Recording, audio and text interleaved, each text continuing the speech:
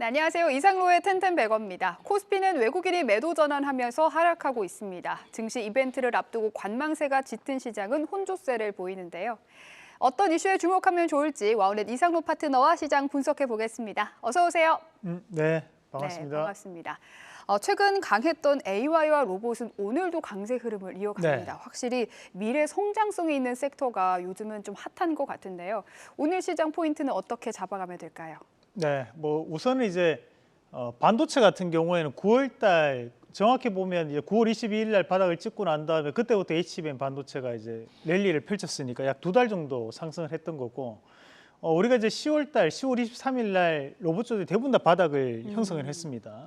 AI주도 마찬가지로 그때 바닥 형성하고 난 다음에 달려가고 있는 상황이니까 우리가 이제 주가적인 추이로 본다면 아직까지 상승 여력이 충분히 남아 있다고 봐야 되는 상황이라고 봅니다. 그만큼 시장은 낙폭과대에 대한 순환이 빠르게 나타나는 그런 과정들인데, 여기서 이제 우리가 좀 더 주목을 해야 되는 것은 로봇주와 AI에 대한 부분 자체를 보실 때 매번 이제 실적에 대한 얘기를 많이 하십니다. 이렇게 적자 기업이 이렇게 뭐 조금밖에 흑자가 안 나는 기업이 어떻게 이렇게 주가가 많이 가냐, 고평가 아니냐, 이런 논란들이 항상 따를 수밖에 없는 상황들입니다.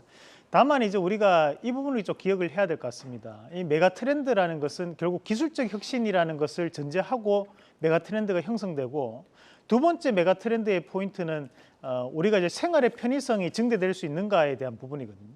현재 이 로봇이나 AI 같은 경우에는 생활의 편의성과 그리고 기술적 혁신이 함께 이루어져 있는 부분들입니다. 말 그대로 시대적 흐름이 메가 트렌드를 만들고 있다라고 봐야 되고, 실적이라는 것은 결국 후행성이라는 거죠. 실적까지 동반됐을 때는 이미 주가는 올라가고 난 다음이다라는 것을 좀 더 보시면서, 과거 2017년도 3월 15일 날 테슬라가 스타필드 하남에 처음으로 매장을 만들었고, 3월 17일 날 테슬라 청담 매장이 그때 우리나라에 생겼습니다. 그때는 테슬라가 몇 대 없었거든요.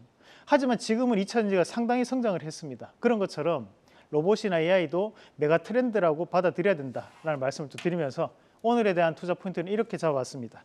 기술적 혁신은 시장의 메가 트렌드가 됩니다. 네, 좋습니다.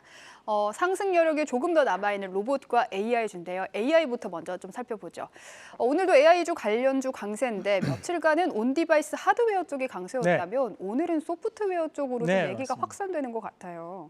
삼성에서 지금 갤럭시 S24를 AI 폰으로 만들겠다라는 뭐 얘기가 나오면서 지금 이슈가 좀 되고 있습니다. 우선 현재 엑시노스에 대한 성능으로는 무리라는 의견도 있지만, 일단 이제 시장은 기대감이 상당 부분 나타나고 있는 과정이라고 좀 봐야 될 것 같고, 그에 따른 부분에서 우리가 이제 생성형 AI 관련된 기업들이라고 엄연히 좀 봐야 될 것 같은데, 이 생성형 AI라는 것은 이 AI를 활용해서 새로운 뭔가를 만들어낼 수 있는, 그러니까 우리가 뭐 AI가 음성에 대한 부분 자체를 듣고 난 다음에 그에 따른 부분에서 해석을 해준다든지, 뭐 인위적으로 우리가 이제 자막이 자동으로 적힌다든지, 또는 뭐 유튜브에 대한 영상을 요약을 해준다든지, 뭐 쇼츠를 만들어준다든지, 이런 것도 다 생성형 AI의 하나의 일종이라고 봐야 되는데, 그에 따른 부분 자체에서 국내에서 많은 기업들이 현재 이런 생성형 AI 사업에 참여를 하고 있고, 그에 따른 성과를 내고 있는 것으로 오늘 주가에서도 그대로 반영되는 과정이라고 봐야 될 것 같습니다. 우선 오늘 이제 셀바스 AI 한번 같이 보도록 하겠습니다. 오늘 중요한 자리에서 강하게 돌파가 나오면서 다시 한 번 더 강세를 보이는 모습들인데, 셀바스 AI 같은 경우에도 지금 현재 의료 AI에 대한 부분을 활용을 하면서 그에 따른 재평가를 좀 보일 수 있는 기업이라고 볼 수 있는 부분이고요. 마찬가지 이스트 소프트 한번 같이 보도록 하겠습니다. 사실 이스트 소프트가 현재 주가적인 움직임은 좋지 않습니다. 그럼에도 불구하고 최근에 보면 앨런이라는 이제 AI 비서 어플을 출시를 했는데, 아직까지는 등록 기간입니다. 그래서 우리가 등록을 한 사람만이 이제 챗봇처럼 이용을 하는 형태인데, 이런 이제 챗봇이 이제 한국형 챗봇들이 나오기 시작을 했다는 거죠. 그에 따른 부분 자체에서 앞으로에 대한 성장성을 한번 기대해 볼 수 있는 자리가 아닌가라는 말씀을 드리겠고요. 라운피플 한번 같이 보도록 하겠습니다. 이 라운피플 같은 경우에도 보면 이제 교통에 대한 AI를 입혀서 우리가 이제 차량에 대한 뭐 혼잡도라든지 이런 것들을 구분해낼 수 있는 부분들이다 보니 활용도가 좀 더 높아질 가능성이 있다라는 부분으로 시장을 봐야 될 것 같습니다. 네.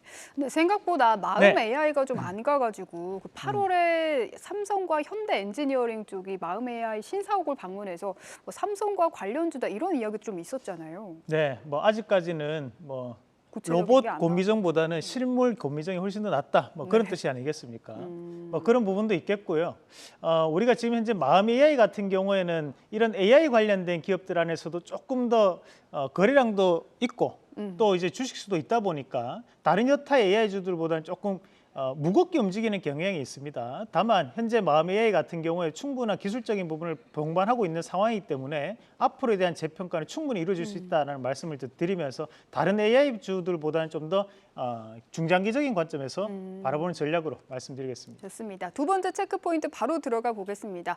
두산로보는 오늘 또 오르면서 10일 거래일째 상승을 하고 있습니다. 거의 에코프로머티와 함께 11월에 수급을 거의 다 가져가는 수준이 아닐까 이런 생각도 드는데 로봇주 한번 보죠. 네, 뭐 지금 현재 두산 로보틱스 같은 경우에 현대차 공장에 직접적으로 투입을 했다라는 얘기가 나오면서 또다시 한 번 더 강세를 보이는 모습이었고 저희가 이제 전일 이슈가 바로 이 로봇주 안에서 대기업과 관련된 로봇주들이었는데 그에 따른 관련된 기업들 오늘 대부분 다 또다시 재평가를 받으면서 상승이 나오고 있는 상황들입니다.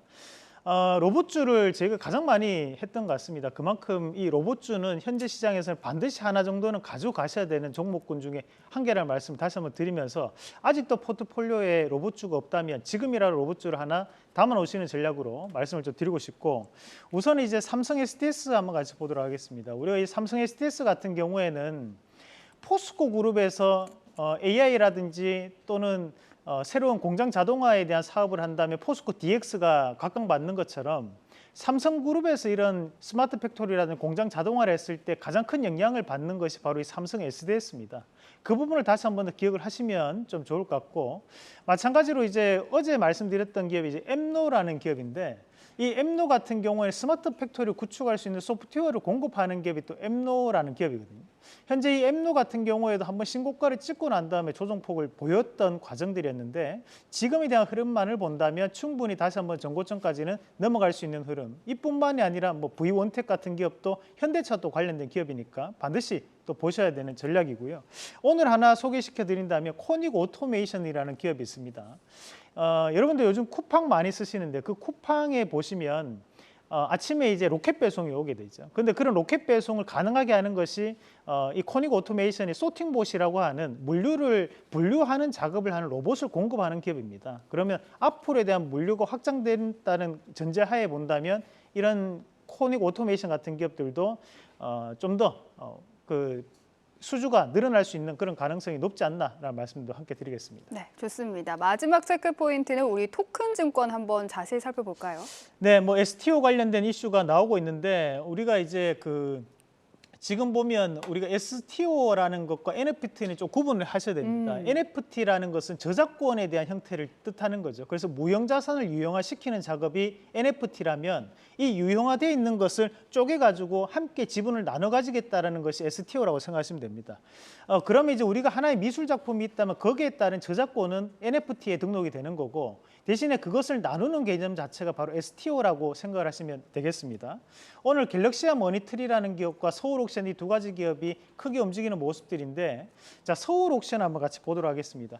자 서울옥션 같은 경우에는 미술품이라든지 또는 공예품들 뭐 자기 같은 종류들을 우리가 실제로 거래를 합니다. 뭐 과거 이중섭 화가의 그 소 그림도 여기서 47억에 낙찰됐던 것도 바로 이 서울옥션에서 진행했던 그런 경매였고 그런 우리가 작품들에 대한 부분 자체에서 STO가 이루어지게 된다면 이것을 이제 우리가 공동에 대한 가치로 주식처럼 나눠 가질 수 있다는 개념이라고 보시면 되겠습니다. 그래서 여기서 이제 가장 강한 흐름을 본다면 서울옥션 같은 기업들이 최근 들어서 이제 투자가 상당히 줄면서 주가가 크게 신저가를 내려오는 모습이었는데 오늘의 상승은 큰 의미를 둘 수 있는 자리다라는 말씀도 함께 드리겠습니다. 네, 좋습니다. 오늘 에스코넥 AS 빠르게 하고 넘어갈까요? 네, 에스코넥이 시장에 알려져 있는 이슈는 뭐 여러 가지 뭐 잡다한 부분에 대한 부속 부품을 만든다는 얘기가 있지만 우리가 이제 총선 관련주입니다, 사실. 이게 보면 자회사가 캐리어넷이라는 회사가 있거든요. 그 회사가 보면 일자리 관련된 업체이기 때문에 우리가 이런 에스코넥 같은 경우 이유 없이 올라가는 상승은 반드시 눈여겨보자 말씀도 드리겠습니다. 네, 오늘 더 자세히 살펴볼 관련주는 카메라 관련주입니다. 어떤 종목들 주목하면 좋을까요? 네, 뭐 카메라 관련된 기업들도 이제 바뀌기 시작하겠죠. 이제 로봇들이 활성화되고 있는 상황들이다 보니 우리가 카메라 관련주를 좀 봐야 될 것 같은데 뭐 그중에서 한 가지 기업을 뭐 소개를 시켜드린다. 이 기업들은 좀 기억을 하시면 보고 가시면 좋을 것 같고요. 퓨런티어라는 기업 한번 같이 보도록 하겠습니다. 자, 이 퓨런티어 같은 경우에는 자율주행에 들어가는 센싱 카메라를 장비를 납품하는 기업이 이제 퓨런티어라는 기업이고 최근 들어서 이제 신규 수주가 확대가 되고 있으면서 미국 내 소비 회복이 이루어짐에 따라서 자동차에 대한 판매량도 늘어날 수 있기 때문에 이런 자율주행 카메라 관련된 기업들도 다시 한번 재평가를 받을 수 있다 보고 지금 자리 공략한다는 신고가를 봐야겠죠. 일단 1차적인 목표가는 39,500원, 그리고 손절가는 32,500원 제시해 드리겠습니다. 네, 오늘의 원픽은 퓨런티어입니다. 오늘 말씀 고맙습니다.